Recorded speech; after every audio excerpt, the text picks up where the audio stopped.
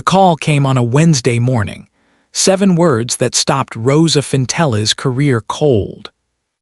"The risotto review," her editor said. "Wrong restaurant." Rosa set down her coffee. How wrong? 3 doors down, same name, different owners. The silence that followed was the size of 7 years. 400 reviews, 0 corrections.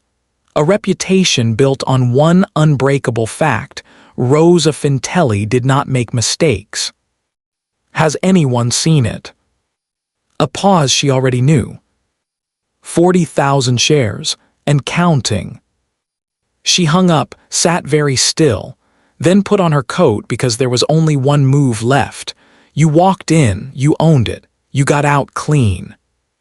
She rehearsed the apology on the way over, professional, measured, contrite without being theatrical, words in order by the time she reached the block. Cardamom, the right one, sat between a dry cleaner and a wine bar, small enough she almost walked past it. The sign was handwritten. She noted the kerning, imperfect, confident, the mark of someone who cared more about what was inside than what read from the street. She pushed open the door and asked for the owner. He came out of the kitchen in his apron, flour on one forearm, chef's whites rolled past the elbow. Younger than she expected and calmer. That was the word.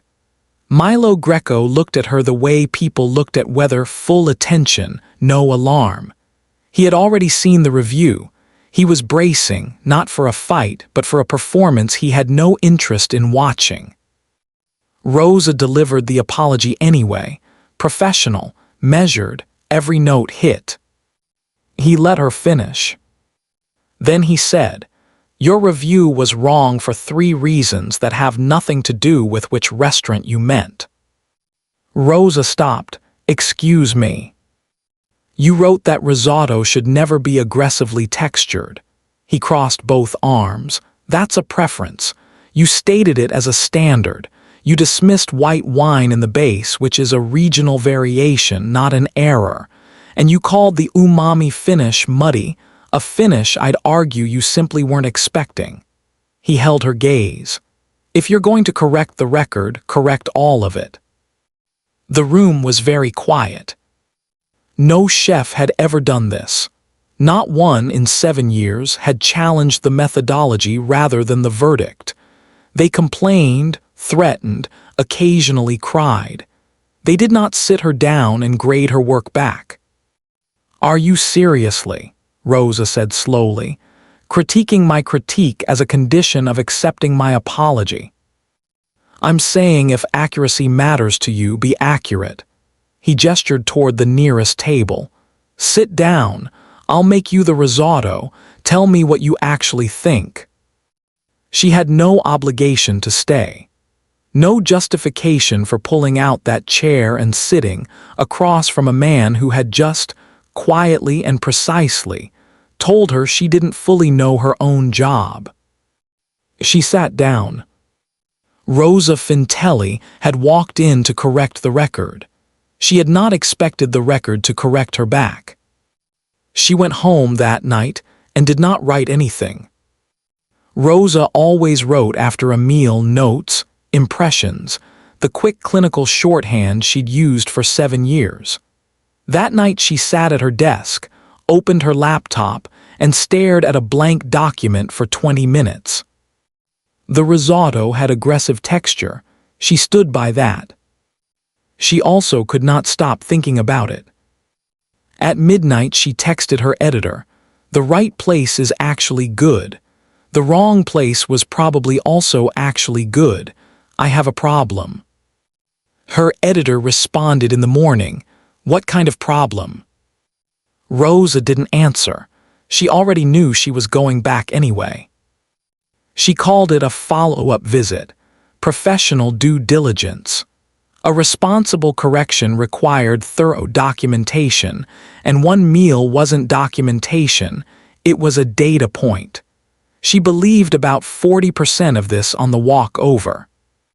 Milo said nothing when she walked in 3 days later. No raised eyebrow, no visible satisfaction. He simply brought out a different dish, set it in front of her and said, "Tell me what's wrong with it."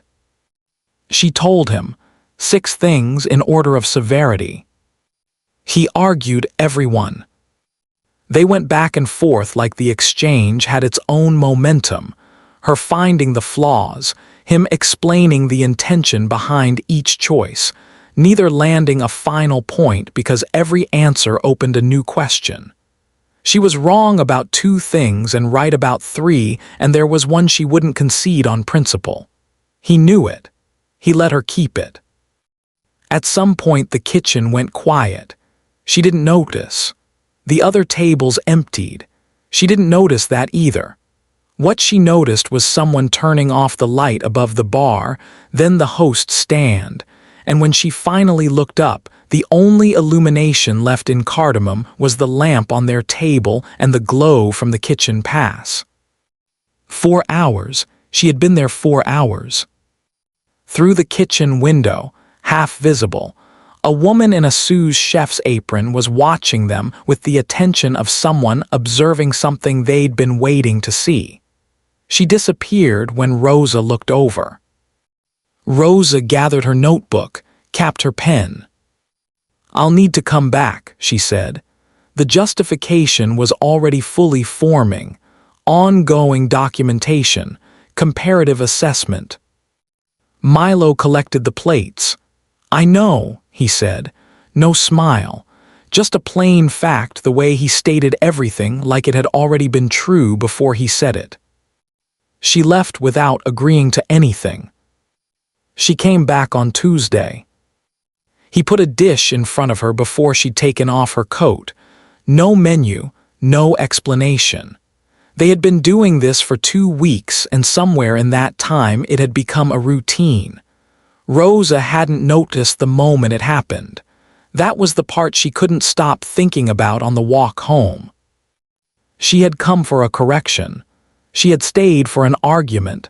She was beginning to strongly suspect they were the same thing. On the 4th visit, Milo brought out something that wasn't on the menu. No introduction, just the plate set down quietly like an offering rather than a course. Rosa looked at it, simple, almost austere, the kind of dish that had nothing to prove and knew it. She took one bite and stopped. Not to assess, not to find language.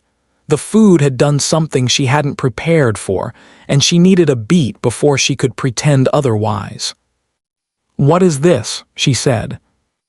Milo looked at the plate the way people looked at old photographs.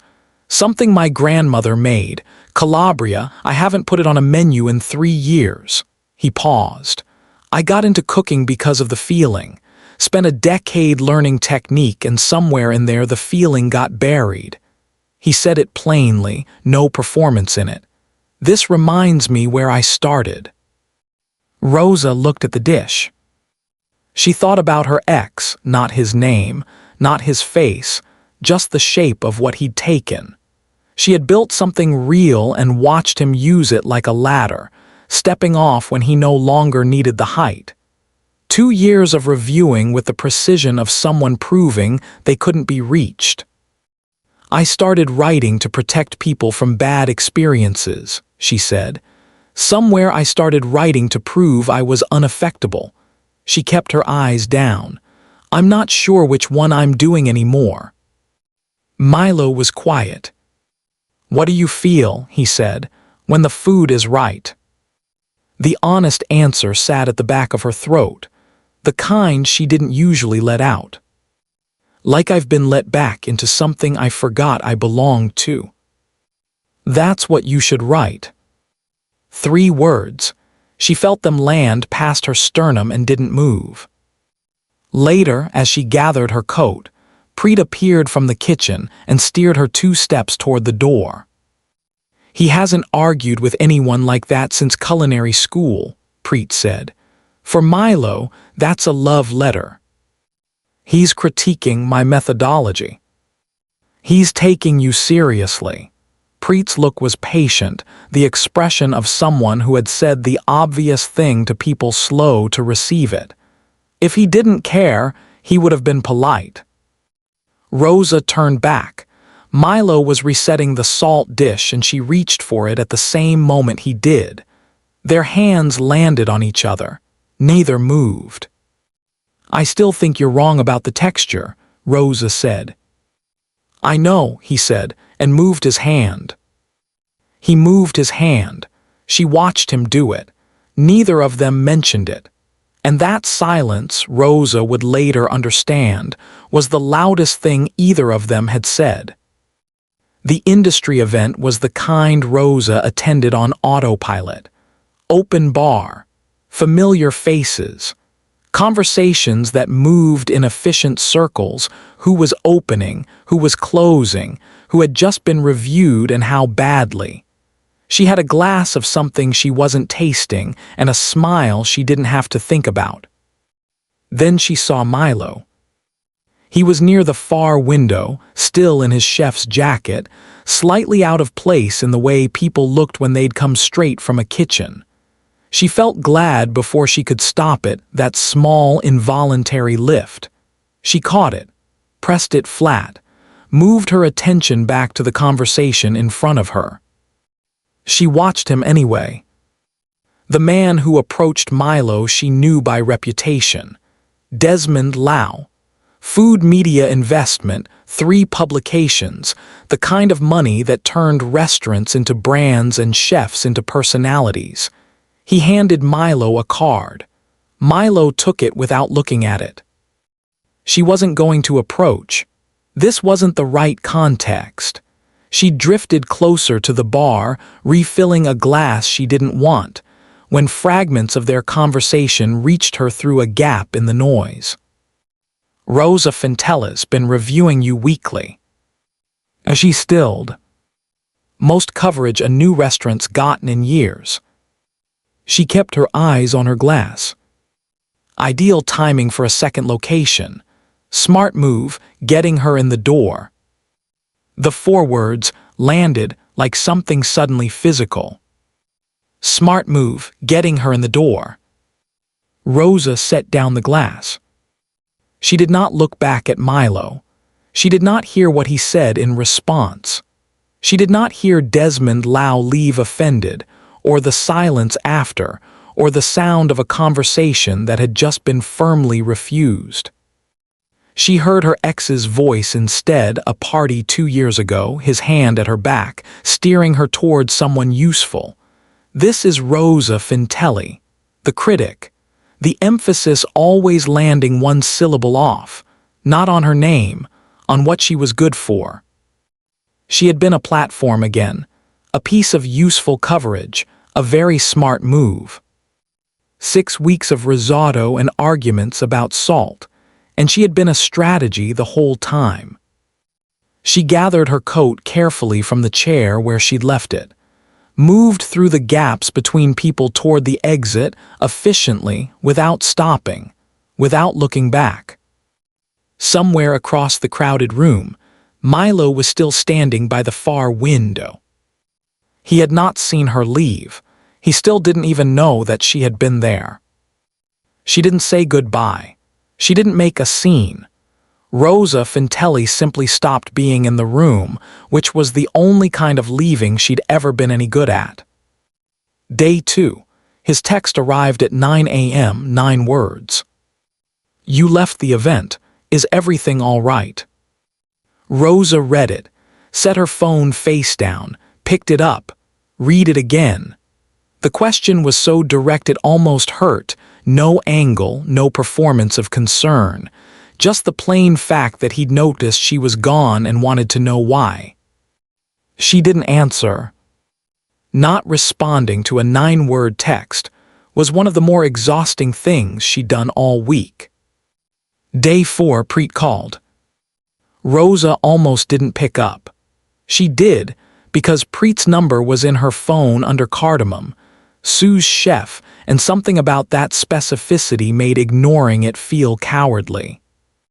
"He doesn't know I'm calling," Preet said before Rosa could speak. I want that on record. Noted. Desmond Lau offered him a second location deal. Same night.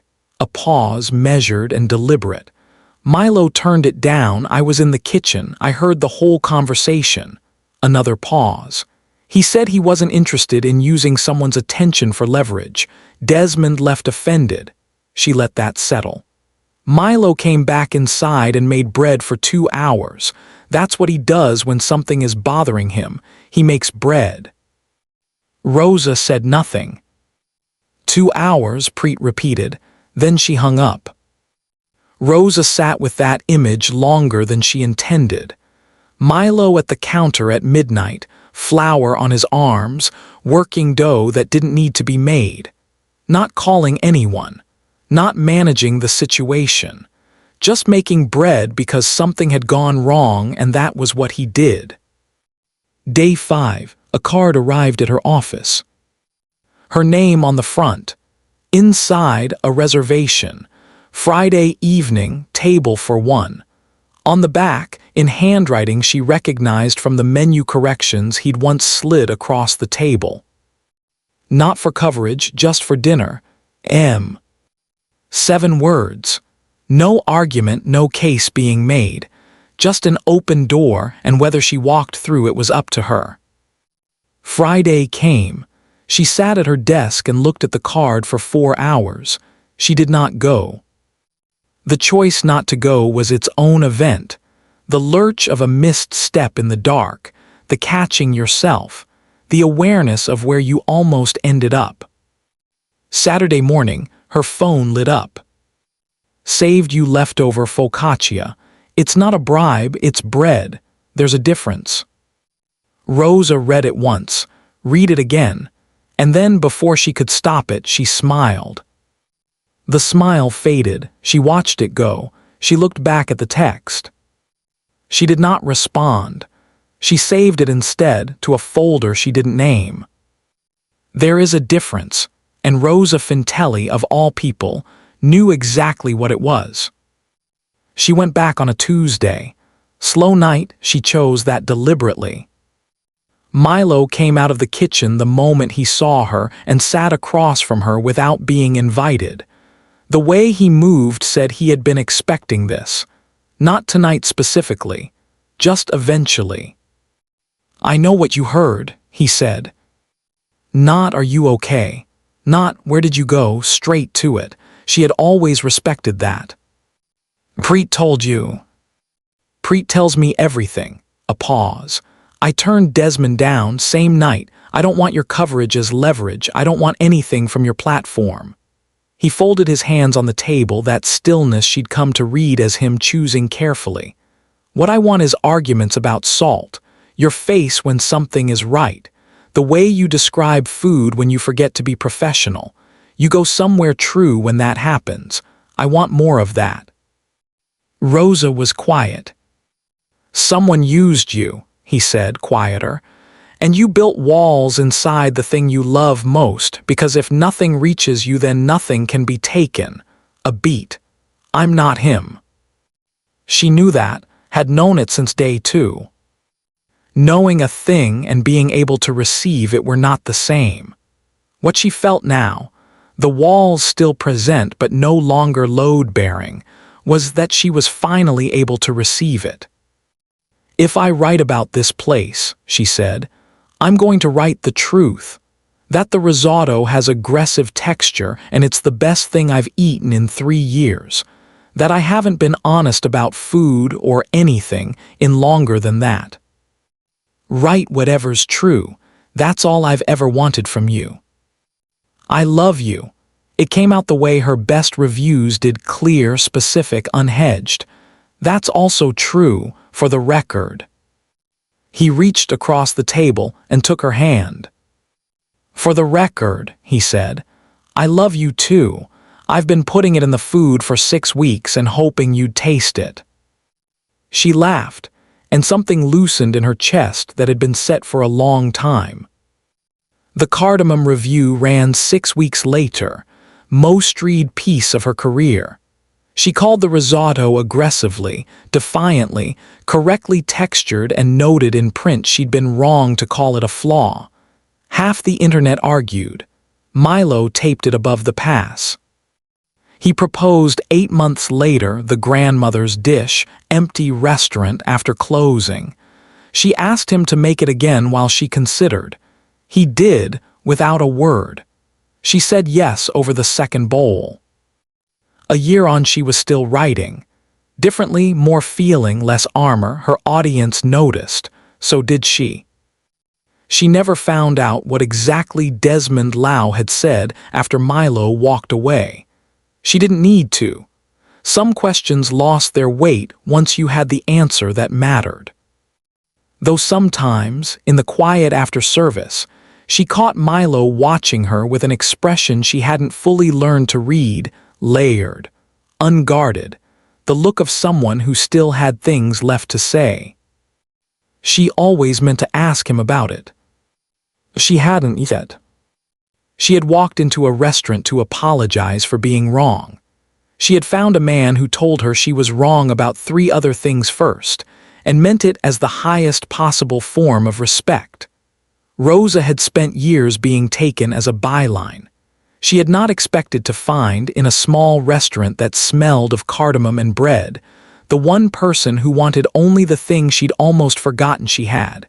The truth, plainly told.